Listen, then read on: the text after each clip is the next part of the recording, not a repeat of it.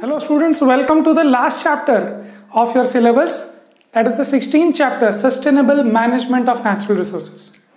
इसके पहले वाले दो चैप्टर्स में आप लोगों ने सोर्सेज ऑफ एनर्जी और हमारे एनवायरनमेंट की बात की थी, जिसमें हमने देखा कि अलग अलग सोर्सेज ऑफ एनर्जीज हैं जिनको यूज करने पे कुछ प्रोज हैं, कुछ कॉन्स हैं, कार्बन एमिशंस हैं, एडवर्स इफेक्ट्स हैं एनवायरनमेंट पे, और हमारा एनवायरनमेंट में क्या क्या चीजें इन्वॉल्व हैं, जैसे बायोटिक, एबायोटिक थिंग्स, जिसमें फूड चेन्स हमने देखा था पिछले चैप्टर में, जिसकी वजह से हम समझ रहे थे कि कैसे हर एबायोटिक लाइफ एक दूसरे पे डिपेंडेंट है और एक भी अगर पजल वहां से पीस निकल जाता है then the puzzle is not complete and it will lead to instability in the environment, जो कि ऑलरेडी हम लोग करने लगे थे ओजोन लेयर की वजह से, जो हमने डिप्लीट करना स्टार्ट कर दिया था बिकॉज ऑफ CFCs, एंड हमारे गार्बेज मैनेजमेंट नहीं होने की वजह से बहुत सारे एडवर्स इफेक्ट्स हो रहे थे, for example plastic.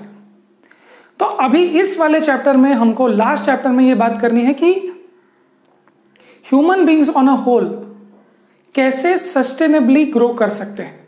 So you have to understand that for any source of energy to be used there will be some adverse effects on the environment, but we have to realize that पहले भी कुछ लोग energies use कर रहे थे, अभी भी use कर रहे हैं, बट ये पोल्यूशन वाला केस अभी अभी ज्यादा स्टार्ट होने लग गया है। And there are so many other life forms which live, which die, but they are probably not polluting the environment at all. So we have to think about this कि humans ऐसा क्या कर रहे हैं जिसकी वजह से पोल्यूशन हो रहा है और एडवर्स इफेक्ट्स हो रहे हैं एनवायरमेंट पे, और उसको हम कैसे मैनेज कर सके, कैसे सस्टेन कर सके हमारे एनवायरमेंट को। ये हमको इस वीडियो में और आने वाले वीडियोस में इस चैप्टर में देखना है। सो ये वाला इंट्रोडक्शन वीडियो है जिसमें हम लोग थोड़ी सी बात करेंगे कि सिनेरियो क्या है। So sustainable living has been integrated in our long term traditions, customs, arts, crafts वगैरह वगैरह।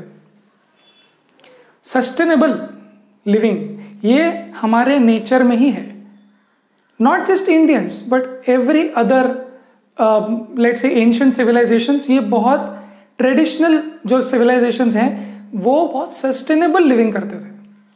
उनके हर ट्रेडिशन में, कस्टम में, उनके फूड में, लाइफस्टाइल में, बिलीफ्स में, रिचुअल्स में, सब में वो सस्टेनेबिलिटी है। For example let's talk about let's say tradition.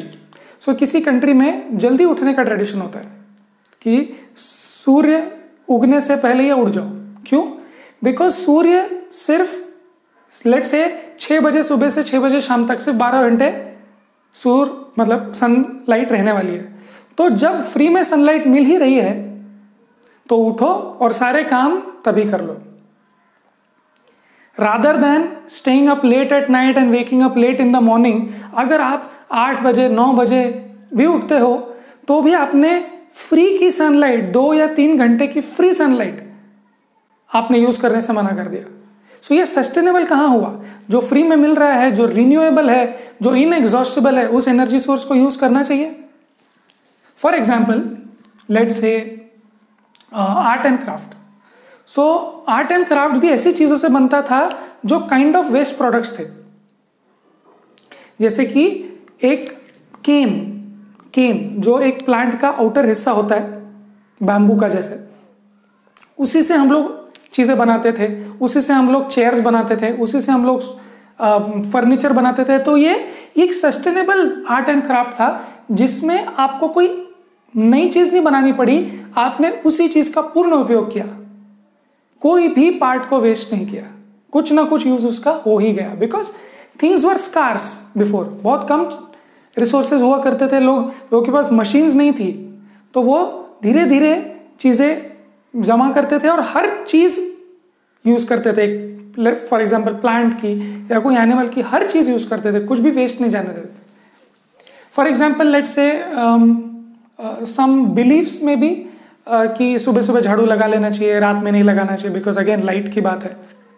Then there is this religion which is called Bishnoi, जिसमें बोला गया है सस्टेनेबल लिविंग के लिए that you cannot cut a tree. Why?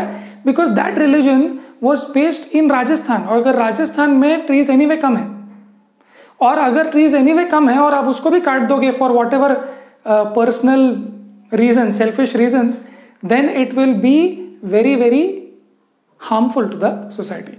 One more tradition which is there in religion is अहिंसा, जिसमें आप unwanted तरीके से एकदम बहुत ज्यादा लेवल पे हिंसा मत करो, एनिमल किलिंग या इवन प्लांट किलिंग मत करो. Why? Because even if you kill any insect to a large extent or any reptile to a large extent, then it will lead to imbalance in the society. Let's for example take cleaning of the household. So हम लोग kitchen को क्यों clean करते हैं? Because kitchen generally clean नहीं करेंगे तो cockroaches आएंगे, और अगर कॉकरोचेस आ गए then it will lead to imbalance in the house, because हम ये नहीं चाहते कि हमारे खाने को कंटामिनेट करें. So basically prevention is better than cure, कि हमको बीमारी हो जाए उसके बाद हम सॉल्व करें, इससे तो हमने पहले ही सफाई रखी. सो ये हमारे ट्रेडिशंस में ही बहुत सारी चीजें इनग्रेन्ड है, पहले से ही है. जैसे अगर आप अपनी दादी को देखो, मम्मी को देखो, तो उनके कुछ ट्रेडिशंस है जो आपको लगता है कि ये क्या ट्रेडिशन है, ब्लाइंड फेथ, ये कैसा सुपरस्टिशन है. But many a times it makes sense because it is a part of sustainable living. Okay okay, moving on. वासुदेव कुटुंबकम, this is the famous saying that all of the earth beings, non-living, living, everything is one family. It is written in the Maha Upanishad, which is probably a part of Atharva Ved. So it is such an apt sentence or such an apt phrase जहां पर आप ये बोल रहे हो कि सब चीज मेरे बंधु है. So अगर आप वेजिटेरियन हो और आप बोलते हो कि मैं वेजिटेरियन हूं, मैं कुछ भी प्लांट्स खा सकता हूं, कितना भी खा सकता हूं. So again you have to realize that those are also living beings. You cannot just eat them without thinking, overeating, right? So you have to realize that every food which you eat is having an adverse impact on the society, because transport hota hai, grow hota hai, all those things. So you have to realize this and be aware.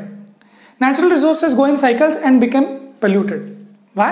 Natural resources आपने देखे 9th standard में कि natural resources जैसे for example nitrogen, carbon, oxygen, water, ये सब cycles में चलते हैं.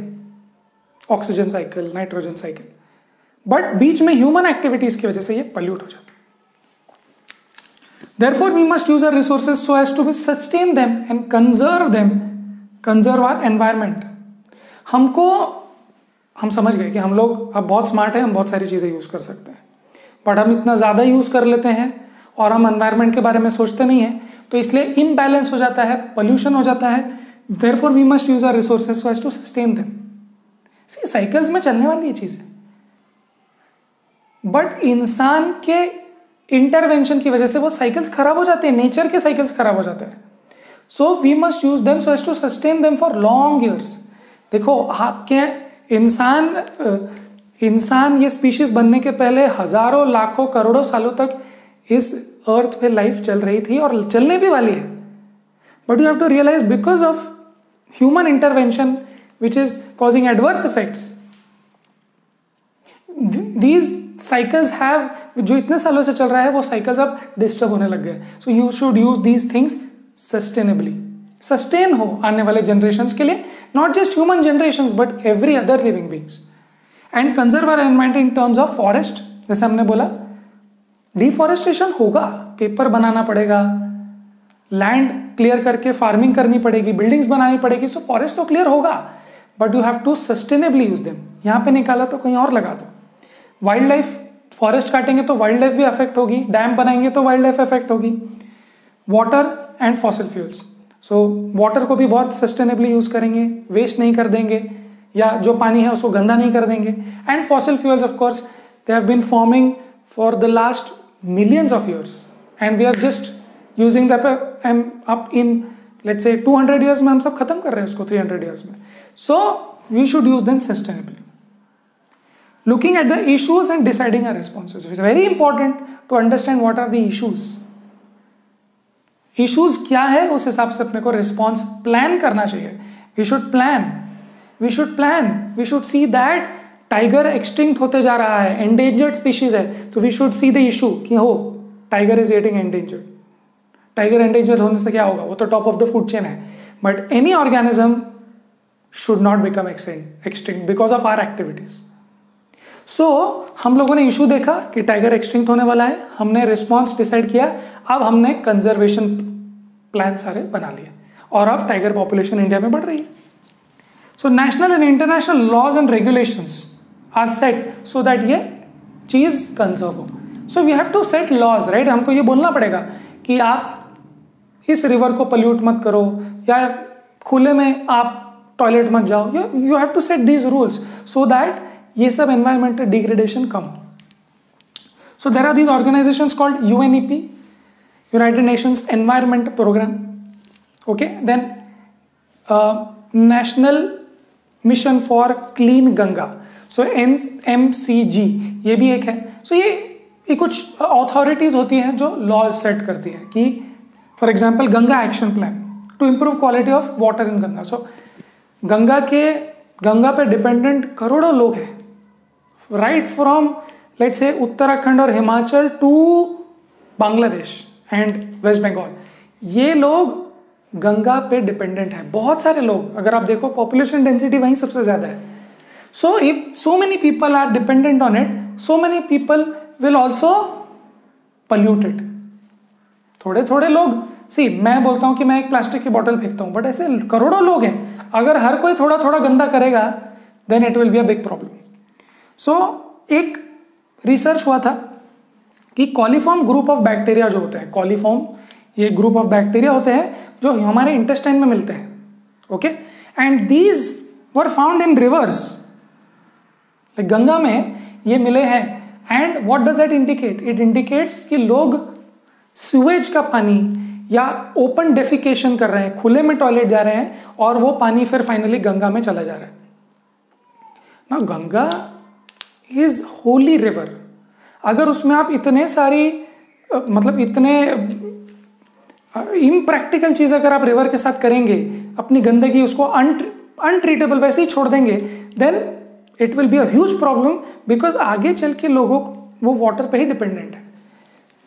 Pouring of garbage, excreta, untreated sewage, bathing, washing of clothes, utensils, immersion of ashes, unburnt crops नहीं, corpse.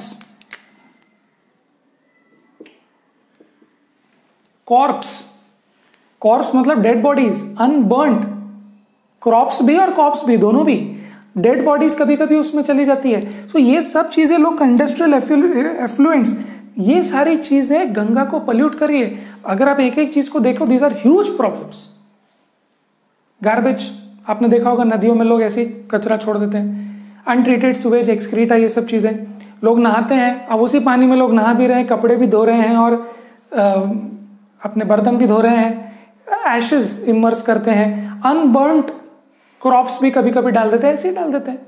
ओके, तो ये जबरदस्त गंदगी करता है. Industrial effluents, industries, leather industries, paint industries, ये सब अपना जो वेस्ट पानी होता है वो सब नदी में छोड़ते हैं. कहाँ छोड़ेंगे इतना सारा पानी? They should treat it and then leave it. That should be the plan.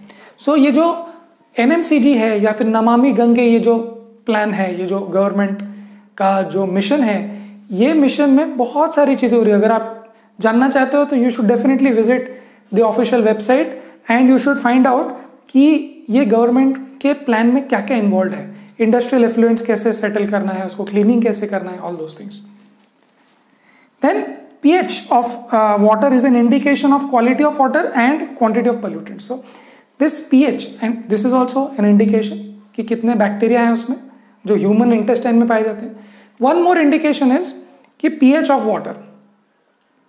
pH आपने पढ़ा है चैप्टर नंबर 2 में, एसिड्स, बेसिस एंड सॉल्ट्स. वहां देखा है आपने कि pH पानी का अगर ज्यादा हो जाए तो बेसिक हो जाता है, कम हो जाए तो वो एसिडिक हो जाता है. यस, सो अगर pH वेरिएबल हो जाए तो बहुत डेंजरस लेवल्स पे भी वो जा सकता है. तो आप समझ जाना कि अगर pH नॉर्मल लेवल से कम या ज्यादा हो रहा है, इसका मतलब कुछ ना कुछ पोल्यूटेंट्स उसमें होंगे.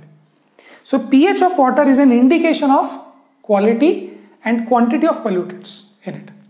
राइट, सो ये सब हमने बातें की कि क्या क्या पोल्यूशन है, हम लोगों को कैसे सस्टेनेबली रहना चाहिए. But now the question is, if the problems are so large, और इतने सारे प्रॉब्लम्स अगर लाइफ में हैं, तो हम क्या करें? हम लाइट बंद कर दें? बिल्कुल बंद कर दें, बिल्कुल यूज ना करें, इंटरनेट पे पढ़ना बंद कर दें? अभी आपने बोला सर वेबसाइट तो क्या हम मोबाइल यूज करना बंद कर दे, इलेक्ट्रिसिटी यूज करना बंद कर दे, फॉसिल फ्यूल्स? बिल्कुल no, that's not the point. The point is can you first of all get to know the issues. Issues क्या क्या है पता होना चाहिए, और दूसरा आपको पता होना चाहिए कि how to respond to it sustainably. See it's not that you should stop breathing oxygen कि ऑक्सीजन ही खत्म हो जाएगा. नहीं, आपको ऑक्सीजन ब्रीथ करना है, ऑक्सीजन यूज अप होगा, but then you have to plant more trees as well so that वो ऑक्सीजन रिप्लेनिश हो जाए. So that's the action plan. So it is very important to understand कि these problems are huge. This is just one example of a problem. Huge problems are there in the world. Sea is being polluted and forests are being cut. But the point is that we should realize कि what we can do at our own level and at a larger level. So इसको हटाने के बाद हम लोग next video में बात करने वाले हैं the 5 R's की, जो हमको रास्ता बताएंगे how to maintain and how to grow sustainably. Okay, so let's close this video here. It was a short video, introduction video. Next video में हम लोग बात करने वाले द 5 R's की. टिल देन पढ़ाई करते रहे.